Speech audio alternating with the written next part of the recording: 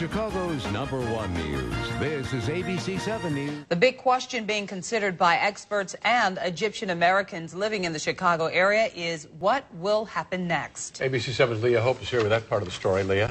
Ron and Cheryl, those with close ties to Egypt, are hopeful the next chapter of history will be peaceful and democratic. But for now, many are celebrating today's news. Friday prayers at the Mosque Foundation in Bridgeview follow historic news from Egypt. It was what some had prayed for. I think it's a great day for Egyptians, a great day for humanity because the people got what they wanted. Some members of the mosque and the Council of Islamic Organizations of Greater Chicago shared their reactions to President Hosni Mubarak stepping down.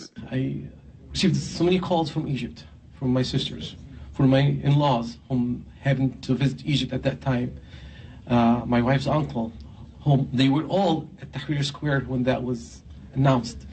And they called me, and now I realized it's reality, it's true.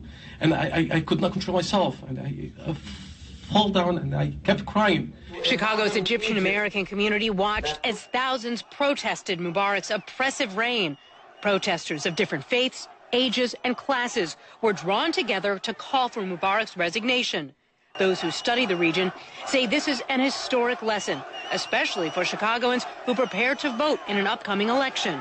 Wendy Perlman is an assistant professor at Northwestern University's Department of Political Science. For those of us who've born into democratic systems that take our democratic liberties and take free elections for granted, this is a reminder of how people have to struggle to make that happen. Law professor Sharif Bassioni is among those Egyptian Americans watching from Chicago. It's almost a modern reliving of the American Declaration of Independence, of a group of people who are fighting for their independence. Bassioni hopes to see true democracy flourish in his native country. He is skeptical that Mubarak's influence on the government and military is truly over. Battle is still going on. And as I said, as a former Army officer, I'm not going to call victory until I see the white flag come up on the other side. And it hasn't come up yet. Professor Bassioni is concerned that Mubarak may have some sort of unofficial deal with the military and still may have a hand in the next phase.